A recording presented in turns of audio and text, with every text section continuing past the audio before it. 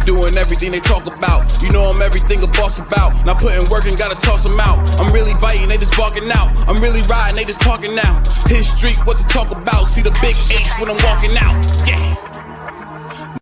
Yes. What's up, everybody? Welcome back to the Athletes Forum podcast. Shout out to the locker room. Thank you guys for keep coming in, supporting. Appreciate the feedback. Don't forget to always like, subscribe, share, drop a comment below. And we got a good one today. It's been a while since particularly I've talked some ELF European football content, but with what just happened this weekend, I had to tap in and go back to the roots, so to say. So, for this particular episode, I had to bring in, someone that we're going to be seeing a lot of this year, especially in Switzerland, and that's Aaron Jackson. So, boss man, what's going on? How you doing, man? I'm good, man. Just maintaining, just at home, just trying to work and get prepared. So whenever I, make the move over to Switzerland, I'll be ready for the season. So just the off season. So it's pretty chill.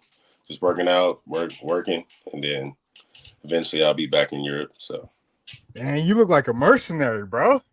Come on, man. You out here made the move and dropped the bomb on Switzerland, on not Switzerland, but just all of Europe, especially ELF Media, joining the Helvetic Mercenaries. And before we dive into all that, I want to go back 2 years ago. Again, for people that support, we chopped it up when you entered the league coming from the GFL and you signed with Berlin, and all the way to now. Even back then, you were one of the first, imports to sign, at least within that first 2 weeks, and even now, same situation. Mm-hmm. What, reflecting now just the 2 years playing in the league, obviously you had thoughts going into it. After playing it, obviously having that experience, what are your thoughts on playing in the European League of Football now? I mean, just like before, it's a dope opportunity, an experience to be able to still further, your ability and play, especially, you travel different countries and you just play a game that you love. So, for me, it's just it's a great opportunity, to give back and help those, that want to, pursue, the dream that I had, and the dream that I'm still working on. So it's always nice to be able to just to do something that you love. So the main thing for me, just playing the game and, enjoying and traveling because, you know how it is overseas and playing football. Yeah. It's nice. So, Yeah, absolutely. You were in one of the more fun cities in Berlin, having spent some time in there a couple of times. So definitely know what it's like there. Playing for Berlin over the past couple of years, you're coming off your best season within your 2 years of the European League of Football. What sparked the change?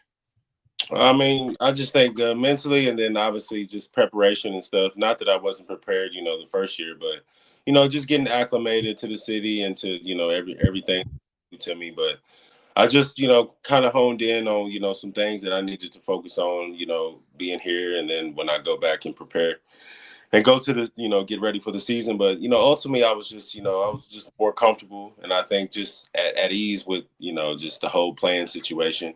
Not that it was nothing hard for me, but there was just some things going on at home with my family that I think that kind of struggled the first season, being away from home and stuff, and everything was a new type of environment. But I faced a lot of adversity throughout my life, so I think that was just another blemish. But I was able to, take care of some stuff, mentally. And then whenever I came back, I was like, you know what, let me just relax and do what I could do. So, what I've normally done. So it was it was a tough year, with us being up and down and not like consistently. Like I think we should have, did a lot more than what we did. But, looking back on it, it was a great experience. Like I said, being with a great, some great players. I've got friends for life, the coaches and the, people that really genuinely cared about me, so it was just one of those situations, so, but I think this past year was like one of my best seasons in Europe,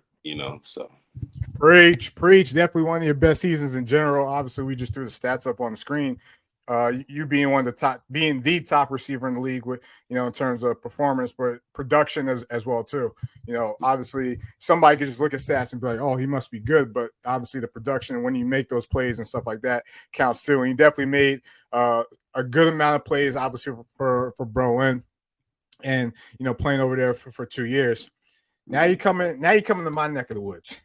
Now you come in Switzerland where I played 3 seasons at. Obviously, I root for Helvetic, those that follow the channel. Let me ask you this. One, have you ever been to Switzerland? Two, what sold you on the opportunity to go to Switzerland? Well, I've been to Switzerland a couple of times actually. So I went there one time when I was in Cologne.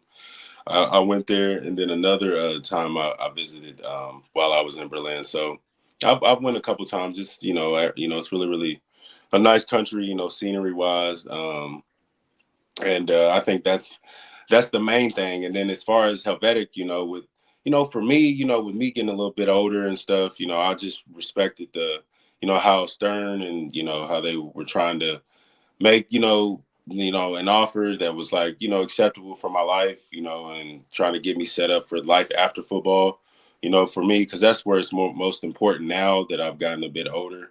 I'm looking at what I want to be doing 2 3 5 years from now. I'm not saying that, and I think I have a lot of football left. Don't get it twisted, but like for me, the main thing is like life after football, and as far as the setup and the deal, that I was, I agreed upon was, it made sense. Not saying that other places it didn't, but as far as, for my life and where I was trying to go with it. And because I had everything set up in Berlin, I, I was supposed to start a job in October, but came back home and just said I can just postpone and start in January. So I had a lot of, and I was going to go back. I had everything set up to go back, but just kind of due to the situation, with how the coaches and some of the management things that kind of took place in Berlin after the season, I just felt like it'd probably be best for me to explore other options, for my future, So that was the main thing, and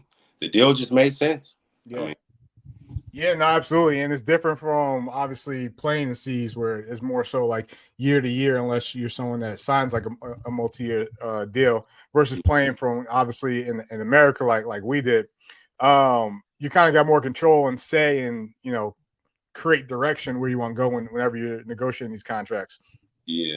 So I definitely hear you on that part. Listen, if I could find a way, I will go back to Europe yesterday if I could find a way.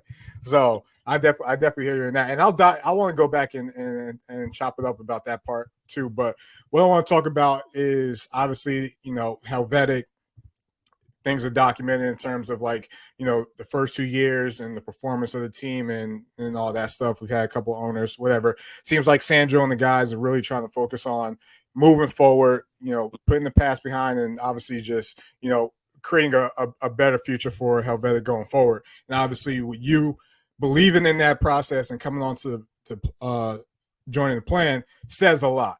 Right. Mm. What's your relationship with head coach Marcus? Obviously, I'm sure you've had to talk with him.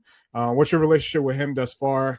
Have you guys worked together in the past? Is this going to be your first time working together? What kind of that you can share? What kind of conversations were you guys able to talk about? Well, I mean, obviously, we had some conversations, prior to me signing and everything, but I knew that he was in Berlin while I was before I got there. So when I was in Cologne, so, I did my homework, and I've made some conversations with people that I've gotten close to in Berlin, and different coaches and some of his players that played with him in Hildesheim I've actually known. So, I made sure, I cover my bases, but the conversations that we've had, it just it put me at ease about the organization as a whole, the direction that they were trying to go in, and if he believed in it and he believed in me, so I said, why not believe in him and the organization, because like for me, time is of essence, so I wanted to focus and hone in on that. And it wasn't a hard decision, but for me, that's why you see me sign pretty early on, I guess you can say, because I don't like the waiting game. I don't like to go back and forth. It's more Yeah. so you take care of me, I take care of you. I'm pretty simple in that aspect. And the conversations, like I said, that I've had with him were extensive, and they were more personable. So I was able to be relatable and understand his mindset. And I think we have the like mindset as far as what we're trying to accomplish. As far as with playing and goes off the field and character wise, mentality. So all of that, checked the box. So it was an easier decision for me to make. Absolutely. What are your thoughts on Swiss talent? Because obviously, Swiss talent, I mean, when you think about the ELF, homegrowns are the foundation of obviously every ELF team. What are your yeah, thoughts on the Swiss talent from what you've seen? for what I've seen, I mean, I've watched, some of the games that they've had from last year, and obviously some of the highlights that they've shown. And then all of those players, as far as in European players, are, especially in Switzerland, they have an upside. They have Yeah. just like the players that are in Germany and Austria and Sweden. So I think can match on the same scale. I just think they just need to be, exposed and around certain players, that can bring that out of them and they could see and watch and learn from, because that's something that I've always taken pride in is, giving back and being a tool of someone to learn from, so not just with scoring touchdowns, but with doing stuff off the field, showing them, let's go hit the field and let's work on this route. Let's work on these cone drills. Let's work on the little things, because that'll build camaraderie over time. So I think they have immense amount of talent. It's just the mentality, and they have to be exposed to those that are actually trying to, give them something that they haven't seen before. Yeah, no, absolutely. And when you look at the 3 seasons of Helvetic, whether it's the guards or the mercenaries, there's always been some type of talent that have come through. You think about year one, when we had Silas come through, and Yeah. obviously Ken Hike took a chance, ended up coming back for a second year. Mhm. Second year, you got Messio Beard that came into play. Yeah. I always had a good style defense with some of the homegrowns. John Mhm. Falk, top 15 player in the league. Tim Haney, so on and so forth. And then this past year, we always find some type of talent. We end up getting defensive rookie of the year and overall rookie of the year and Milan Mhm. Spiller, right? So there's talent out there. You just mentioned that they need that exposure and that experience, which, I believe that they're going to keep growing and keep getting better. Mhm. What do you feel like, obviously from the outside looking in, what do you feel like would be like the missing piece, at least for the organization to take that next step? And I'm Take not, yeah. So, and when I clean answer, when I simple. ask Like, this, that's when I simple. ask this Like, question, I'm not just saying like, get to a playoff or get to a championship. Like, nah, I nah, feel like, that's generic. Nah. yeah, I feel like right now we're kind of like stuck, and we just got to get over the hump, and then things will start progressing further. Where do you feel like where we're at to take that next step? It's simple. I mean, like how you were naming Silas and you were naming Maceo and all these individuals. That's what I'm saying. You're naming, you can name a piece or certain pieces, to the puzzle, but you need the whole puzzle piece and all to align together. So it's nice that you have certain players, that are of caliber, but you have to have the homegrowns and you have to have the players mesh together to complete the team. And that starts top down as well with the owners and with the management to have the goals to put those pieces together as far as to bring the coaches on where you have that mentality that all of us are here on the same mission. There's not, this person and this individual.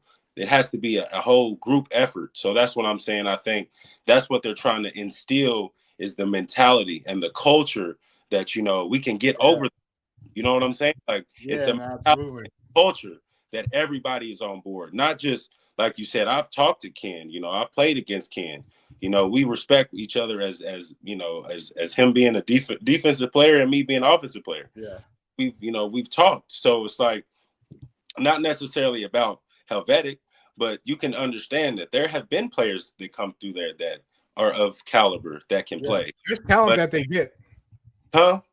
I said Helvetic gets they've gotten some talent over the Yeah. years too. Yeah, Mentality and it's the culture of the entire the whole ordeal. You have certain players, but they have to be able to mesh with the Swiss players and Yeah. obviously the coaches to put them in the best position to win, Yeah. especially to be able to play together, and actually beat teams that. I mean, if you watch some of the games from last year, they wasn't that far off. It was No, just they weren't. pieces, that they didn't have to complete the puzzle. That's all I'm saying. I think, but it does have an influence with, the mentality from the coaches and from the culture of the entire organization that'll put people in the best position to win. And I think, like that's all I'm trying to do as far as Yeah. like I can bring to the table and say, hey, I can do this on special teams. I can do this at, in Wildcat, or I can be X, I can be H. So whatever position, I can feel to help them, get into that place to be competitive in a sense and beat certain teams, and eventually go to the playoffs and go to the championship. That's the ultimate goal. And Absolutely. what we want to do, but it starts with in the small details, in the little things, in the tapping in with people, and the certain Swiss players that, man, come on, let's go to the field together, man. Come on, let's go here together. Let's Yeah. learn something about each other. All of that right there, as far as, and then you build that in with the coaches, watching film together. Doing certain things that'll make you better as a person, and ultimately as a teammate. I think that is the biggest thing. The biggest pieces that'll help the team, be successful. So. Yeah. No, absolutely. And it's, it starts from the top. Sandro, Chris, Jeremy, Mhm. Coach Marquez, all the way down to player 1 through 80, however many people on Whatever. the team. It I definitely remember. starts from the top. And I think an example of that is last year, even when new management came in, hired a new coach. Nothing against the man. I don't think Gunn was fully in it at the time.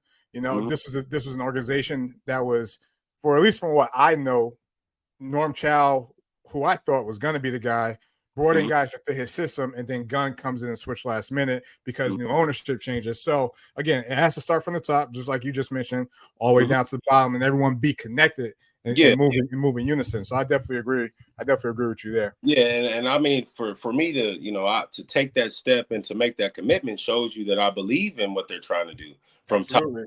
I believe in what Sandro and what Chris and what Jeremy and what Coach Herford's trying to, propose. So that's something that is appealing to me. But I'm saying, I think the main thing is, we can't. I mean, I don't know necessarily about what happened prior, or what was going on We're with the looking forward now. We're looking forward now. today, and yesterday's gone, but I'm worrying about what we can do for Yeah. 2025. That's my focus. And what I'm trying to bring to the table and what I'm trying to show them is that I'll give you everything I got. You know what I'm saying? For every aspect. That's what I want people to understand. That's why I took the risk. I Yeah. took the chance because I think they have something special that they're trying to put together, but they just need the right pieces. That's all. Nah, That's all. most definitely, most definitely. Hey, I want to circle back a couple more things, before I head out. But one of the things I want to circle back to is obviously, you talked a little about, looking in the future a little bit in terms of what you want to do. What's your goal, or what kind of things do you want to set up post football? Whether it's staying in Europe, coming back to America, what is that? Have you started thinking about that? What that might look like? Yeah, I mean, like I said, like when I just told you, when if you want to circle back, when I was in Berlin, I've had, I had aspirations to stay. I mean, I was trying to work, and I had a job and everything lined up Yeah. to stay out there, but just due to the circumstances of the nature of kind of how the team was, after this season, I just thought for myself it would be better, to go home and kind of reset and really think about, do I really want to take this chance, and stay in Berlin. So I mean, for me, I was trying to, work and try to get some connections made to try to do some type of training, coaching, try to do some youth things, youth camps, 7-on-7 type stuff, do some personal training, stuff like that. And I have a business degree, so Yeah. that's something that I went to school for. So, I have different, business ideas and plans that I was trying to put in place, because American football is growing, in Hmm. Europe. Yeah. It's taking off as far as flag football, and with it being an Olympic sport. There's all different type of ways that I was trying to get in there where I could set up shop per se, you know. So that's kind of what I was going to do in Berlin and kind of what I was going to do in Germany. But, you know, things happen, you know, it all happens for a reason. So, you know, maybe it's something that I can propose, you know, with some of the owners or some of the investors in Switzerland, so they can understand that for me, like I want, you know, a lot of people to understand it's bigger than football, you know. I play a game, of course, and I love doing what I'm doing. But for me, I'm trying to, you know, give back, you know, help some kids, you know, be like really be you know, an inspiration to those, you know, that actually want something out of American football, you know. So that's what I was trying to do, and that's what I'm still trying to do. So when I get out there, you know, I trying to make some type of, you know, connections and let them know that hey, I could be, you know, I can be an ambassador for Swiss football. You know, I can be the face if y'all need, you know, Yeah. somebody actually wants to help and show, you know, really teach, and you know, and you could have people from the States, you know, come and Yeah. train. You know, it's a lot of different ways you could, you know, to get in there, you know. Absolutely. And what I would say about the Swiss flag football team that I found out was that even in the, I think it was in 2024 in Finland, the international flag football championships, they were like top three, top four. So hey, there's potential. And when we get to the Hey, Olympics, there's potential they go to LA and do something. that's what I'm saying. So that I'm trying to, you know, get in there on something, you know. And yeah, because we play football, you know, but me and you both know, you know, we play football in Europe. You Yeah, know, play football in Europe, so it's, you know, it is what it is. You know, yeah. it's not space, but it's still an opportunity. So I'm going to try to make the best and the most of my opportunity. You know. Yeah, most definitely. Lastly, before we head out, brother, what's your message to any of your future teammates, anyone that's about to join the Mercenaries, the fan base? Like, what will be your message to them? Obviously, as off season starting to pick up a little bit now, we head to 2025. I just guess I'll just keep it short and sweet. I mean, just get ready and let's get to work. You Yes, know, sir. let's prepare. You know, let's hone in on the little things and work on the small details. You know, because that's where it matters. And you know, I'm excited. You know, and I'm always grateful. You know, for an opportunity. You know, just to be able to showcase who I am as a person. Because football is football, but I want people to know. You know, I got love. You know, for the game, and I take it serious. You know, and I'm gonna be the most professional as you can get, but you know, I want to have fun, you know, because if you're not having fun, you know, I think we find a different profession, you know. So let's just, you know, it's gonna be fun, and I think it's gonna be new to everybody. But I think everybody's gonna enjoy, you know, what they see as far as what when I get there and what I can bring to the table. So Absolutely, absolutely. As we just mentioned, ELF top receiver last year going into 2025 signs with Helvetic. We're excited for supporters. I'm sure the team is excited. I'm sure some of those homegrowns or all the homegrowns and coach staff and organization and fans are excited to see you on the field in that black, red, and steel. But hey, brother, I appreciate you coming on. Let's not make it another 2 years next time we talk, man. hey man, you reach out, holler at me. You know where to find me. Just hit me up. Maybe I might need to do a little bit better, but yeah, just holler at me and we could talk. You know, I ain't doing nothing but like I told you, going to work out and going to work. So I got nothing but time. Most definitely. I appreciate you, Holler. brother. We'll talk soon. No doubt. I appreciate you, man. You have a good rest of your weekend. You too. All right.